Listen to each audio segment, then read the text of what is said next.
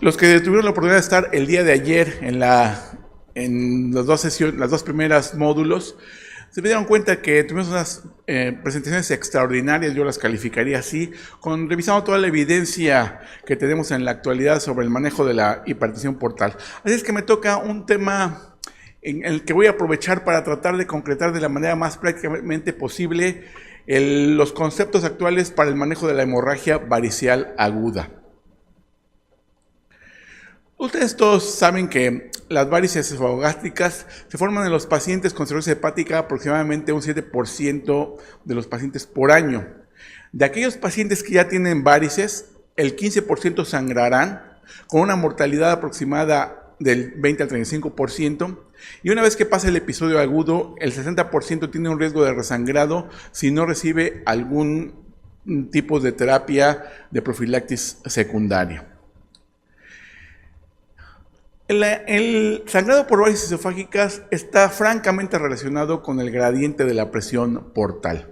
Este gradiente, que tiene un valor normal de 3 a 6 milímetros, cuando por efecto de la hepatopatía crónica empieza a elevarse, vemos que cuando alcanza un valor aproximado de entre arriba de 10, es cuando se ha notado que los pacientes empiezan a desarrollar las varices esofágicas. Y cuando este gradiente sube el umbral de 12, entonces es cuando se ha visto que estas varices pueden dilatarse, crecer y sangrar. El sangrado, cuando el paciente alcanza un valor de más de 20 milímetros de mercurio, es cuando su riesgo es muy elevado de sangrado.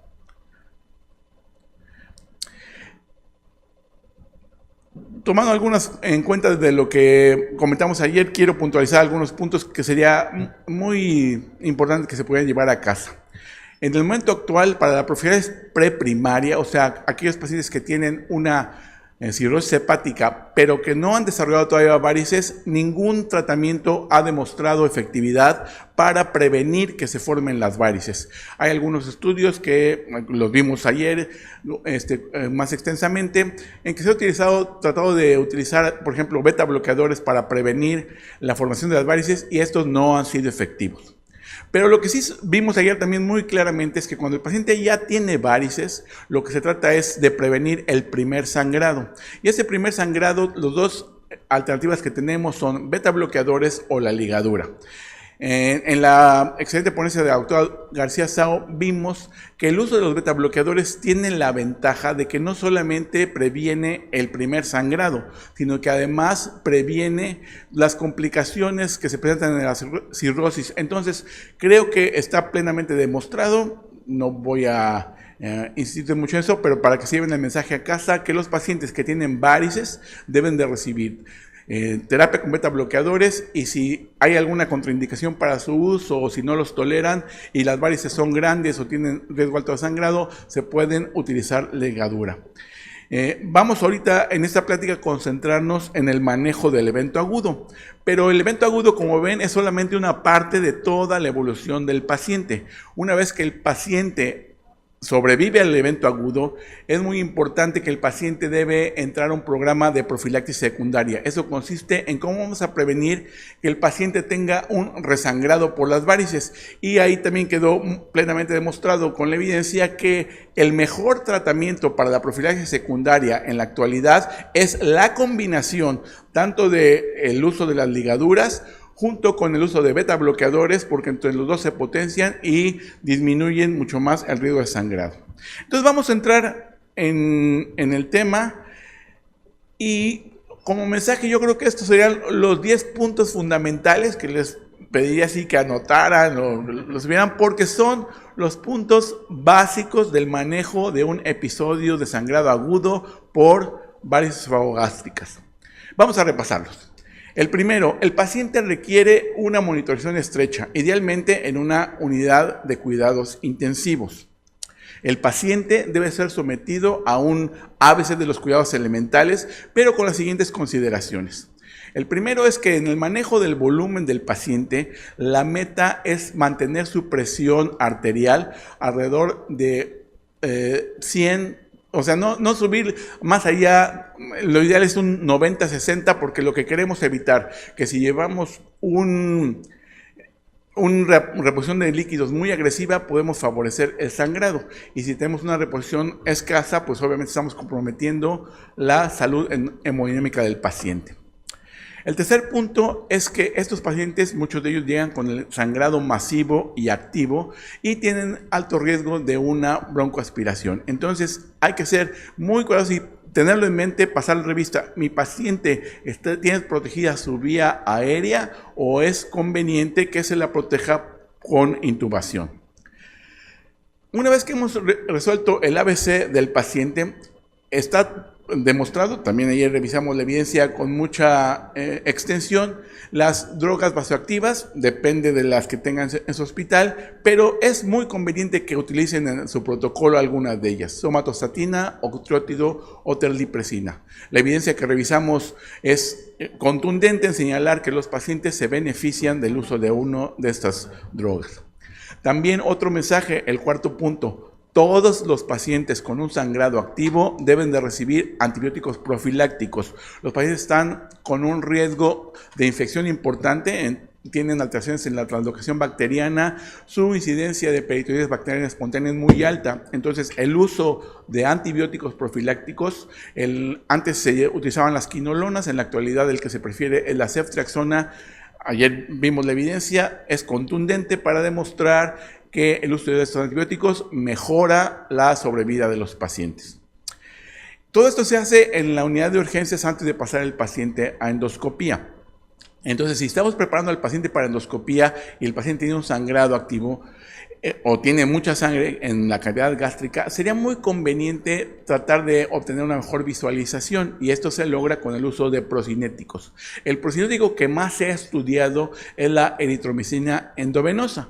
A falta de eso en México, bueno, por lo menos la sugerencia sería utilizan algún otro procinético que pudiera, a que cuando entren a hacer la endoscopía ya la visualización pueda ser mejor.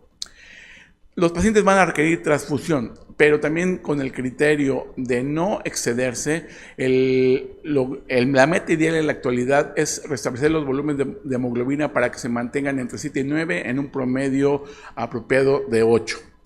Y octavo punto es: hay que llevar al paciente a terapia endoscópica, que es en la actualidad el mejor método para contener el sangrado, y también la evidencia que revisamos ayer extensivamente muestra que lo ideal es llevar al paciente a esta terapia endoscópica en un periodo de aproximadamente 12 horas, que es cuando hemos hecho todos los pasos anteriores.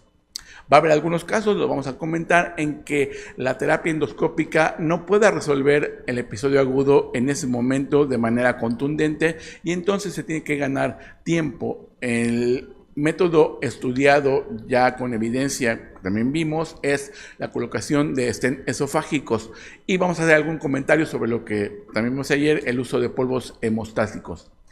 Si aún con esto no podemos lograr el control del sangrado agudo, o el paciente en el lugar que estamos no es posible que reciba una terapia endoscópica apropiada, es aceptado que se pueda utilizar una sonda de balones para lograr detener el sangrado, ganar tiempo y que se pueda llevar el paciente ya a un lugar donde se pueda establecer el tratamiento endoscópico definitivo. Y por último, vamos a hacer algunos comentarios que también es muy importante que lo consideren, que en su sistema el método ideal de rescate, cuando se cuenta con él, es el uso de los TIPS. Vamos a pasar como curso de endoscopía, qué es lo que tenemos los endoscopistas como herramientas para controlar este sangrado agudo, y prácticamente son estas tres: la ligadura, la escleroterapia y la inyección de cianoacrilato. Hasta los primeros años de la década de los 90, el método ideal que se empleaba era la escleroterapia, y había la discusión sobre si debería ser intravaricial, perivaricial, qué esclerosantes utilizar, morroto de sodio, etanol, alcohol a altas concentraciones. A partir de las décadas de los 90, cuando surgió el método de la ligadura, se cambió esta perspectiva. La ligadura fue descrita por el doctor Stigman en 1989, y como anécdota les contaré que los primeros métodos de ligadura eran de una sola liga, o sea, se cargaba una liga por liga. A mí me recuerda a los mosquetones antiguos que se usaban, que había que disparar y luego volver a cargar, y entonces hacía un disparo cada vez. Esto se modificó en 1996 con el desarrollo, ahora podemos decir, como del revólver, o sea, un dispositivo que nos permitió hacer múltiples ligaduras una tras otra sin sacar el dispositivo, y esto cambió el método preferido de control de sangrado, haciendo que la efectividad para el control de sangrado sea muy alta y sus posibilidades de resangrado también se hayan abatido. Hay muchos estudios de evidencia, los revisamos otra vez ayer de manera exhaustiva, solamente quiero ponerles como un ejemplo este.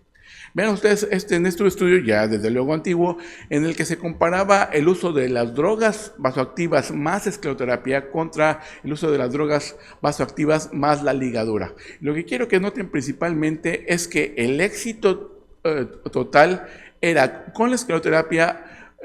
Les voy a mencionar las fallas, o sea, al revés. Podemos controlar el 80% del sangrado y el 20% nos era difícil controlarlo. Con las ligaduras logramos un control mucho mejor, cuando menos del 90%, y también las complicaciones eran menores y los efectos colaterales menores con la ligadura. Entonces, el concepto que quisiera que quedara es, después de los 10 puntos que vimos en la terapia endoscópica, el tratamiento de elección de las varices esofágicas en la actualidad es el uso de las ligaduras.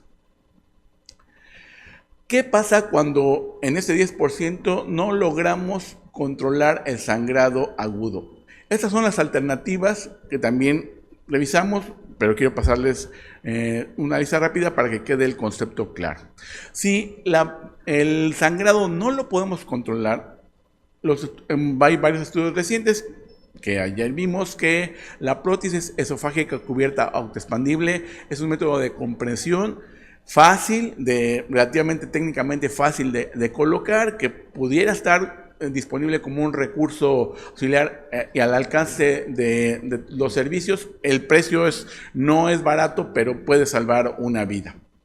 Recientemente, se comentó y se presentó ayer, que cuando también un sangrado ligamos y el paciente sigue con un sangrado, principalmente si es resumante, porque la liga no alcanza a obligar completamente la varice, el uso de polvos hemostáticos ahora disponibles es altamente efectiva, no como tratamiento definitivo, sino para controlar y ganar tiempo para un segundo tratamiento.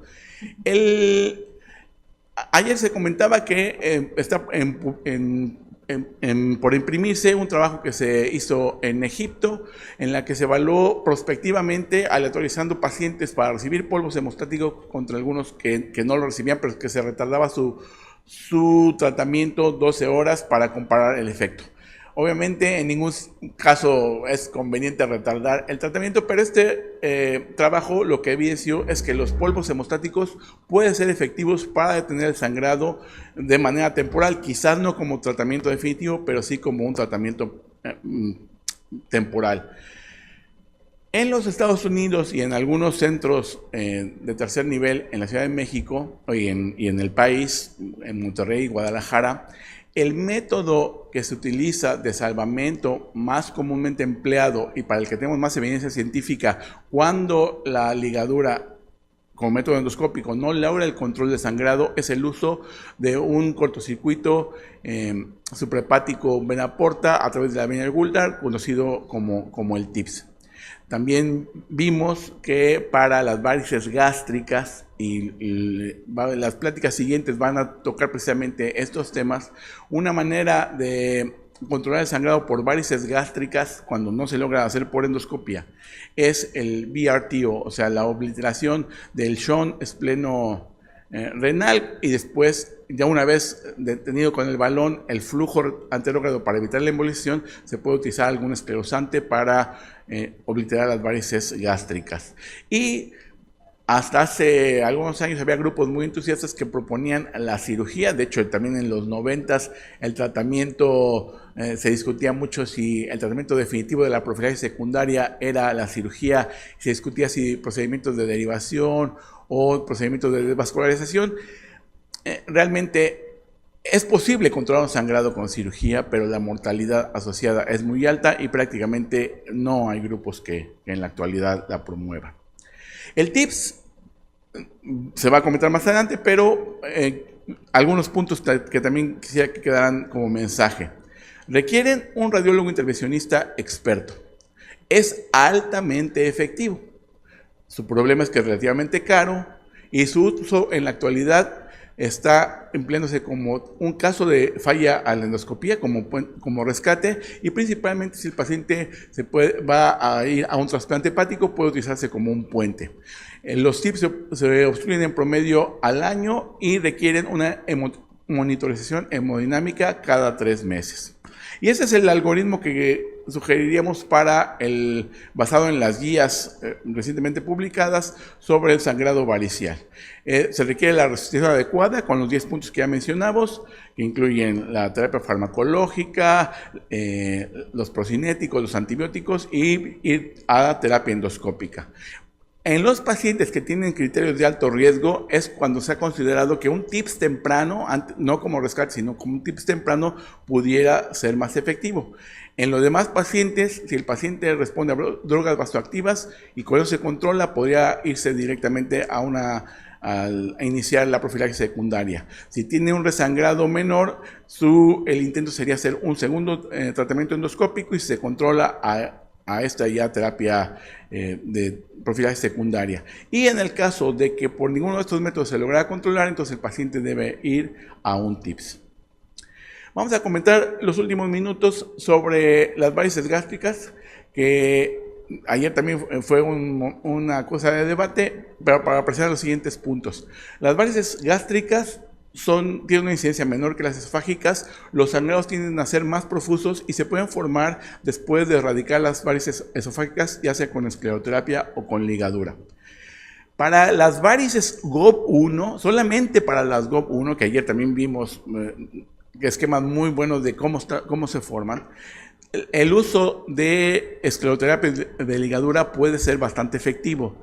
Para las varices GOP2 o aisladas no es un método conveniente, no se pueden erradicar, y ligar o hacer un tratamiento a este tipo de varices que no sea lo que vamos a recomendar ahorita, está asociado a complicaciones una vez que se cae, por ejemplo, la liga. En los Estados Unidos, hemos ya mencionado que la cirugía derivativa de vascularización, aunque es efectiva, está asociada a una alta mortalidad y no se usa. El tratamiento en los Estados Unidos favorecido es el uso de TIPS, es para el que existe más evidencia científica, lo discutimos ayer, y el asunto es que para Estados Unidos el cianocrilato no ha sido aprobado por la FDA. Quiero insistir en esto y seguramente será motivo de conversión en la mesa de discusión, es que en todo el resto del mundo, estoy hablando Europa, Asia, Canadá y Latinoamérica, el tratamiento más aceptado desde 1986 es el uso del cianocrilato para el control del sangrado agudo. La evidencia es contundente porque el sangrado se puede controlar del 90 al 100% y con experiencia va más cerca del 100%. El sangrado suele ser menor del 30% y otra vez con experiencia es mucho menor del 30%, y el riesgo de embolización, que es el motivo de mayor preocupación, se ha reportado en las series de 1 al 12% y otra vez con experiencia, la serie más grande publicada está alrededor del 1%. El método convencional es entrar por vía endoscópica, picar las varices y ahí lograr la obliteración. Esos son los comentarios que quiero hacer en el uso de cianocrilato. No tengo tiempo de explicar la técnica completamente, pero estos son los mensajes que quisiera que se llevaran a casa. Primero, yo creo que el problema principal con el cianocrilato es que no se ha estandarizado la técnica en todos los grupos. Valdría la pena, si lo van a implementar y ganar experiencia, que tuvieran un buen aprendizaje de la técnica básica, porque yo creo que eso disminuye mucho las complicaciones y aumenta su efectividad. El riesgo para el equipo y para el personal es mínimo. O sea, también es otro argumento que uno oye, que un equipo muy caro se va a afectar. Hemos hecho este procedimiento por 25 años, se ha publicado, y otros grupos a nivel mundial lo repiten. O sea, con experiencia el daño del equipo prácticamente es inexistente. Como comentarios también, la inyección del senoquinolato sí es muy importante que sea intravaricial, porque si se inyecta extravaricial no es efectivo, porque es un método de obliteración y además es altamente ulcerogénico. Si tenemos tiempo de comentar un poquito la técnica, yo creo que los elementos fundamentales para mejorar, disminuir el riesgo de sangrado es el escoger el senoquinolato adecuado y hacerlo en inyecciones de alícuotas de 5 mililitros. Se deben de obliterar todas las varices del conglomerado y por último, y va a haber una charla que lo comentaremos, se pueden aplicar en la actualidad, y es un método que se puede usar, es por guía de ultrasonido endoscópico directamente a la varice y idealmente al vaso que alimenta esta varice. Pues muchas gracias por su atención.